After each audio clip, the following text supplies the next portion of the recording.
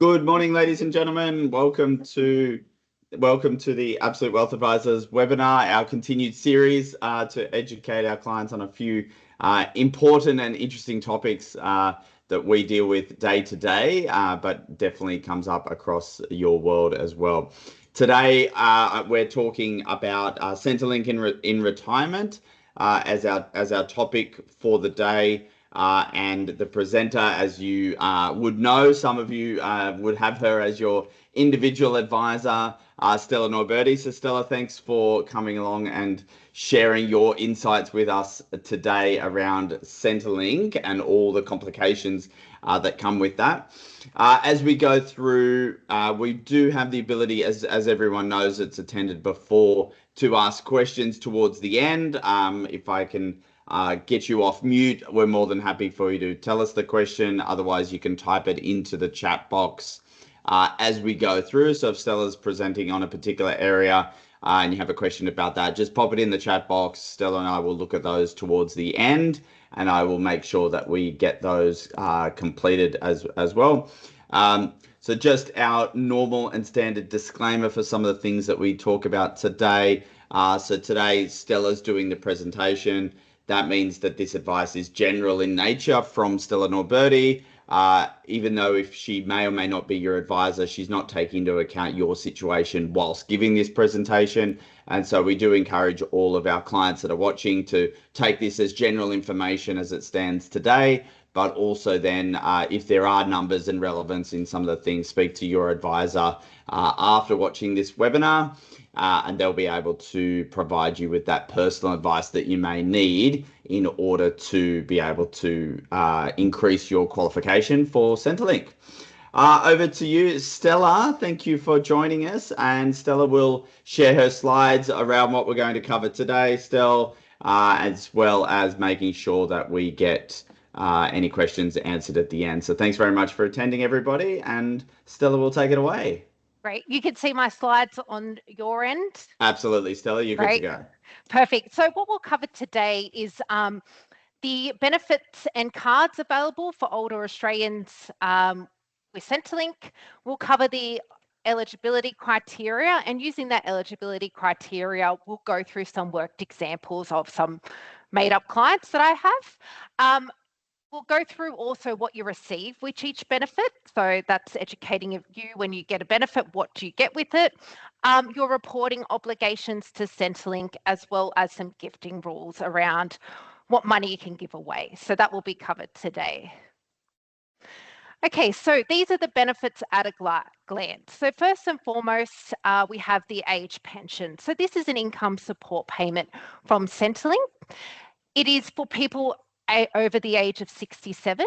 It's means tested, which means there is an income and asset test to meet to be eligible for this payment.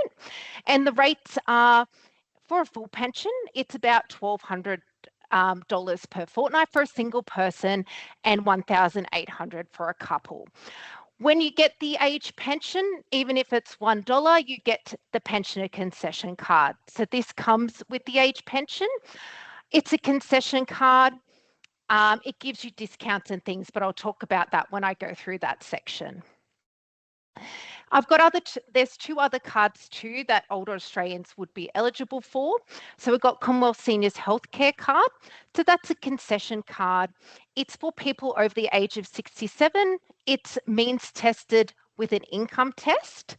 It gives you discounts on medicines, healthcare, and some other benefits. And ideally, what happens is most clients will be eligible for this seniors healthcare card if they cannot get the age pension. So the government kind of gives you some extra health cost reduction if you're a self-funded retiree. So that's kind of the purpose with this card. The other card we have here is the low income healthcare card. This also is a concession card. There's no age requirement for this card. It is income tested at a low rate for low income, and it's usually valid for 12 months with renewal, but I'll go through that later. So this is the age pension. So the eligibility for the age pension is you have to be over age 67. You have to meet a residency requirement, which most people would meet, and it's just being in Australia for 10 years with 5 years being continually in Australia. So that's a continuum period. It's mean tested. There's an income test and an asset test, which I'll go through. And you can apply for this 13 weeks before your 67th birthday. Usually for all these things, the thing to remember is once you put your claim in, that is when you are paid from. So even if you're eligible and you apply at 87 and you might be eligible at 70, you will not get backdated. You have to put your claim in as soon as possible for this payment to start getting payment. And as they're assessing your claim too, you get backdated to the date of your original claim. So get the paperwork moving earlier is kind of the thing to do with all of these cards and payments.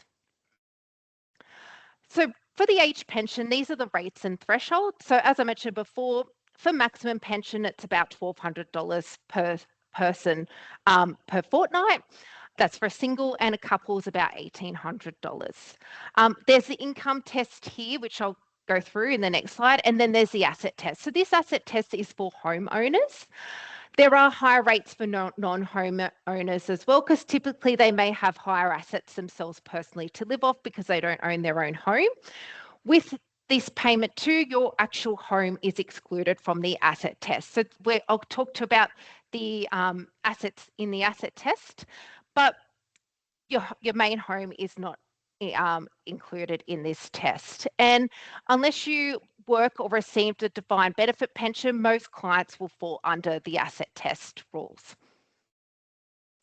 Okay, so let's go through the income test. So this test is across all your income sources. So if you work part-time, your financial assets. So it's not actually what you receive from your financial assets that come in as income.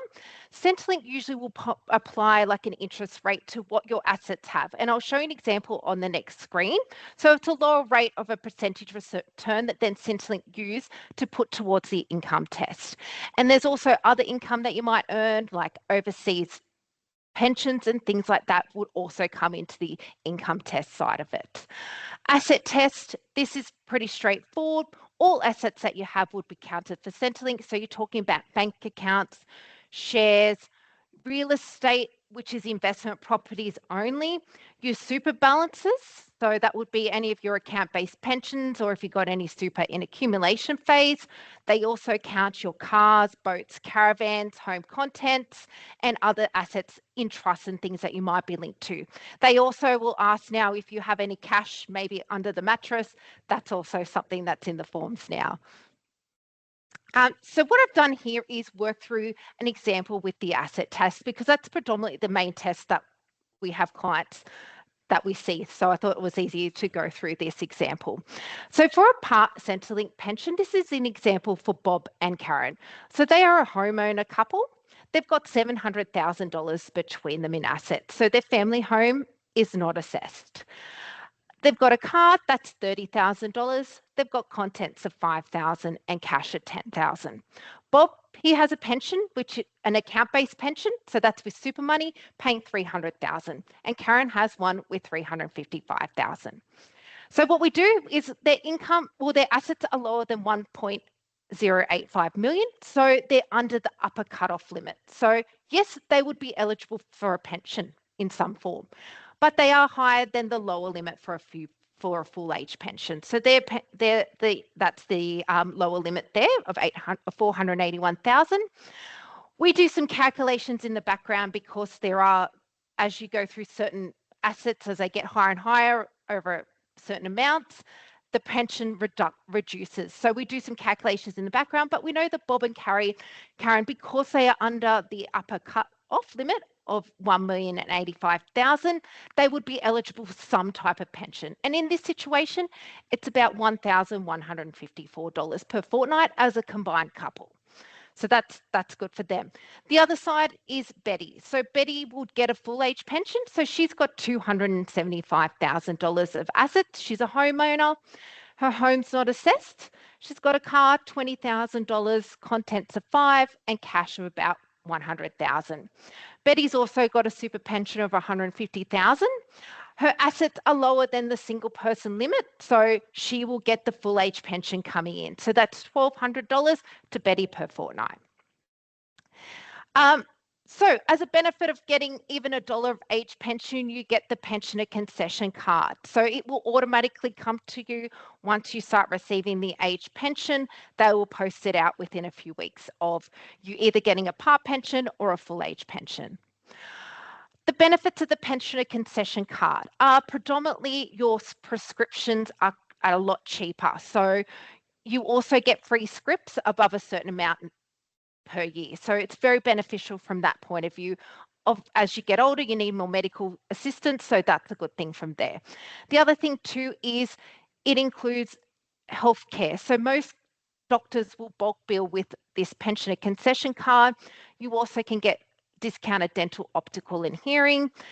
Usually you would get electricity, gas, and water rebates. The local governments will give you a rate discount with the pensioner concession card, and you also get transport discounts and also vehicle registration and license concessions. I think to note, when you have this card, you have to let your providers know that you have this card to be able to get these rebates. For example, with the local government, usually you need to fill in a little form and say you've got the pensioner concession card, and then they will discount your rates from there. So that's kind of the thing to remember, that you do need to notify people that you have this card, otherwise you will not get your discounts.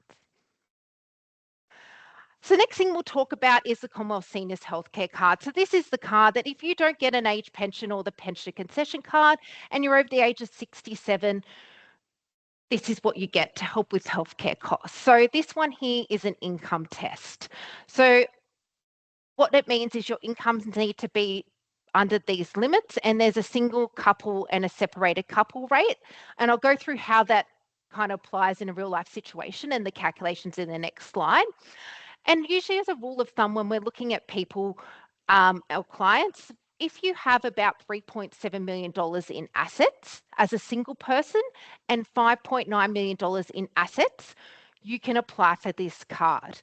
Most people are predominantly reliant on assets for retirement. So that's a thing to note. Sometimes where we see people not eligible for this card is if you have a defined benefit pension, or you're working part-time, or you possibly have an overseas pension, that can push you up above these limits here. So this is the example which will help it put it all together from our other slide. So I've got here that John, he's a single self-funded retiree. He's 70 years old. His family home, again, is not assessed. He has in his tax return, so he lodges one every year because he has a lot of cash and he has a lot of direct share income. He has $50,000 that comes in. This is the next bit that's important to note with the asset side of things. So he has a super pension balance of about $1 million. He's drawing down $80,000 per annum, but this does not matter to Centrelink. They have their own way of assessing income for assets, which is quite conservative and low. So they use something called a deeming rate. So what they do is they say you have 60,400 of assets, which earn about 0.25%. Then the next amount is deemed at 2.25%. You add those together and you get an amount, and for John, that is about $21,292. It doesn't matter that he's taking $80,000 per annum, that is fine. They just assess his assets on the deeming rate. So when you're adding up his personal income and his deemed income, it's about $71,292. So that is well below the threshold of $101,105 for this card. So then John is eligible for this card and he can apply for it. And what you get with this Commonwealth Seniors Healthcare Card is usually you get subsidised prescriptions. So that helps with costs of medication. So antibiotics might be $2, which does help. Sometimes GPs will bulk bill with this card. You just need to ask them. You get a reduced Medicare safety net for out-of-pocket medical costs when it comes to Medicare things. You can get possible discounts where applicable. It is a bit harder with this card than the pensioner card to get these discounts, but I always say to check. And also you get public transport discounts. So it can give you some other things as well. So the next card we'll talk about is the low income healthcare card. So this one here has an income test. Usually where I see this card come in is for self-funded retirees under the age of 67, because usually when you're 67, you'd be getting the Commonwealth Seniors Healthcare Card. However, if you are under 67, you may be eligible for the low income healthcare card, because a lot of people retire before, or some people do, before the age of 67. And I've got an example here for the low income healthcare card. So this is a client retired, Katie and Jack. They're 62 years old. They are too young for any other older Australian payments or cards, because their limits are 67. Their family home is not assessed. They don't have any personal assets. However, Katie has a pension of $500,000 and Jack has a pension of $1 million. We apply the deeming rates as we did for the previous slide, is that Centrelink do not care what Katie and Jack are drawing from their assets. They just apply these lower deeming rates. So you got the first 60,000 is at 0.25%, and then the balance of that is at 2.25%. So their deemed income is $32,500 for Centrelink purposes when looking at this card eligibility. So that equals $625.81 per week, which is well below the couple threshold of $1,176. Therefore, Jack and Katie are eligible for the low income healthcare card. The benefits of the low income healthcare card is that you do get your PBS prescription medicines quite cheap. It's very similar to the pensioner concession card in regards to that. You can also get healthcare things like bulk billed GP, discounted dental and hearing. Some places may give you some utility gas and water rebates and transport and vehicle concessions as well. It's just all about checking whether they would give it to you as well for this card. So mainly the main benefits from this card are the health benefits from that side of things. Okay, so reporting obligations. So with the age pension, there is reporting obligations, because you're looking at your income and your assets, and they do change in value all the time, especially assets. You know, you might spend money, go on a holiday, you might do something around your house, things like that happen. So your assets might go down, but similarly, they may go up. You might get some money that comes in from somewhere, like an inheritance or something like that. So you need to know, let Centrelink know. Most common ways to do this that we see is through MyGov or the Centrelink app, or visiting your Centrelink office. So usually you need to let them know in 14 days of a change, and these are the big changes that you need to think about. So income, which is wages and things like that, may change. Assets, of course, which go up and down. That's predominantly what we see movement in. Relationship, you know, someone sadly passes away, or you get married, who knows? You move house. So sometimes if you downsize your house, you would definitely have to let Centrelink know if you downsize, because that would definitely impact your age pension entitlement. Or travel. If you go overseas, you do need to let them know. Another thing we're going to talk about is gifting and Centrelink as well, because this is another thing to consider as part of it. So typically you can't just give away money to family, friends to get the Centrelink payments. That's kind of what this rule kind of has in consideration. So there's limits that apply. So you can only give away 10,000 in any 12 months and 30,000. If you do give away something, so say for example, you give $100,000 to a child, 70,000 would still be assessed for 5 years. Then after that, it's excluded as an asset. So it does, when you're typically thinking about giving away something to your children to help them out and things like that, you have in the back of your head rule that, you know, if you have 5 years to this asset, typically would still be counted as an asset for Centrelink purposes, and it stays on your record. And then after 5 years, you would then reassess your eligibility for either the age pension, or report to them that it's been 5 years, and that then you'd probably get more age pension from then onwards.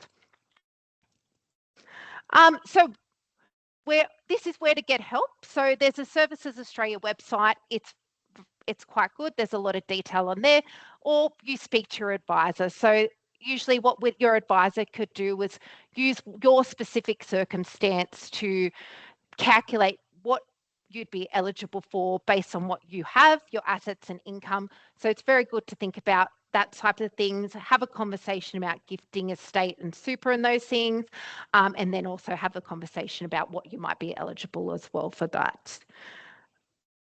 That is it from me. I'll go back to the main screen. I've taken over now, Stella. Right, so perfect. thank you, Stella, for the presentation and the content. Obviously, goes without saying that there's a high amount of complexity with Centrelink and a little bit of compliance along the way as well. And so, as you can see, the messages from Stella was all around. Apply when you can when you qualify. You can apply slightly earlier. You don't get back payments if you forget to apply. So Definitely. starting early is relatively good in this process. We're also highlighting the fact that getting $1 of Centrelink is less about getting the $1 from the government, but it's more about those compounding benefits on the other things that are expensive, medical, rent, medical registration for the car and rates and things like that. I definitely get the discounts along that way. And that ongoing compliance, as Stella mentioned, through the MyGov app or Service New South Wales apps, where you can actually keep Centrelink really well informed about the changing nature of your assets and liabilities. And that does flow through to change the monthly and annual pension that you do receive. So as Stella said, if you go on a really big holiday, it seems quite funny, but you go on a holiday, you spend more money, you'll actually get more pension when you get back, kind of thing. So you'll need to speak to your advisor as to whether you're allowed to spend that amount of money. But from the perspective of Centrelink, that's how that role happens as well.